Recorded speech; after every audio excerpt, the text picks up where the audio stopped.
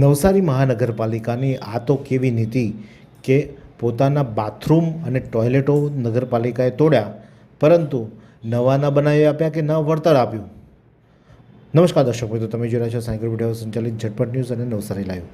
નવસારીનું ડોલી તળાવ એટલે કે વિજલપુર વિસ્તારમાં આવેલું ડોલી તળાવ જે શનેશ્વર નગરની પાછળના વિસ્તારમાં આવ્યું છે ને આ ડોલી તળાવ હમણાં ડેવલપ કરવામાં આવ્યું.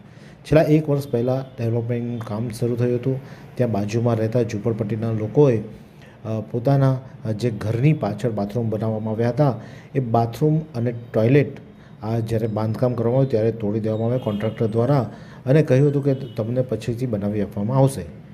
ડોલી તળાવ બની ગયું, ડેવલપિંગ થઈ ગયું અને લોકો વાપરતા પણ થઈ ગયા, કોન્ટ્રાક્ટર પણ જતો રહ્યો, પરંતુ આ જે ગરીબ પરિવારો હતા તેમને સમસ્યા યથાવત રહી છે, કારણ કે તેમને જે બાથરૂમ અને ટોયલેટ તોડવામાં આવ્યા હતા તે ફરીથી બનાવી આપવામાં આવ્યા નથી અને જેથી કરીને અત્યારે તેઓ હાલાકી ભોગવી રહ્યા છે.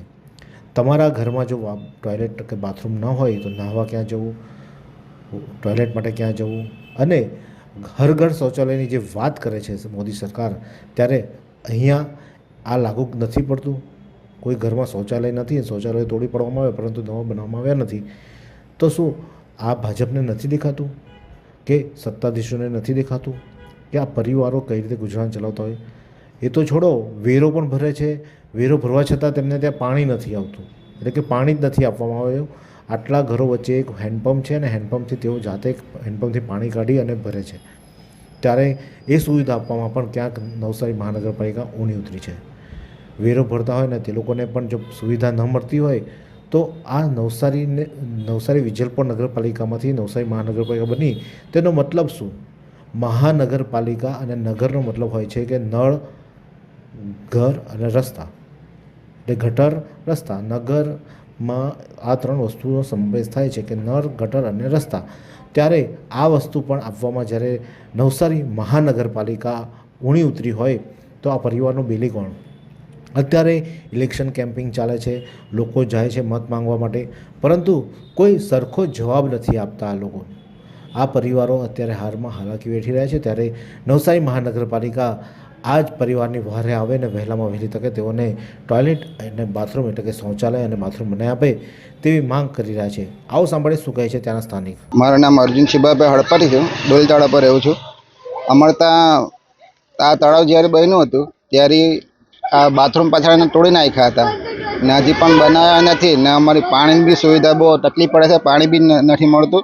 અમારે ત્યાં બધું વેરો બી ભરે છે અમે બધા, પણ અમારે ત્યાં પાણીની સુવિધા નથી, ની હરખા ઘર છે, ની ડેમેજ નથી, તો પણ અમે ઘેરવેર તો ભરતા જ છે ને પાણીની સુવિધા ઘરે ઘરે પાણી એક જ બોરિંગ છે અમારે ત્યાં, તે હલાવીને પાણી ભરીએ અમે. અમને પાણી સુવિધા આટલા વર્ષથી કંઈ મળ્યું નથી, સુવિધા કંઈ નથી અમારી પાસે. બસ અમને એ જ ગુજારિશ છે કે અમને હક મળે, પાણી વેરો મળે, પાણીની જરૂરત પડે બધાને. અમે વેરો બી ભરતા છે, ઘર વેરો ભરતા છે. અમે 11 નંબર 11.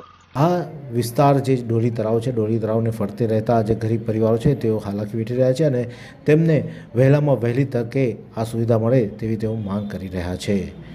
તો અધિકારીને પણ નમ્ર વિનંતી છે કે જરૂરથી આ પરિવારની વહારે જ આવે અને તેમને વહેલામાં વહેલી તકે કોઈપણ રીતે શૌચાલય અને બાથરૂમ બનાવી આપવામાં આવે તેવી નવસારી લાઈવ પણ ખાસ અપીલ કરી રહ્યો છે.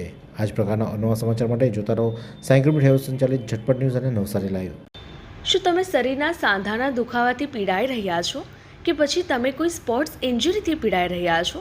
લકવાની બીમારી બાદની પીડા સહન કરી રહ્યા છો? શું તમને સ્પાઇનલ પ્રોબ્લેમ છે?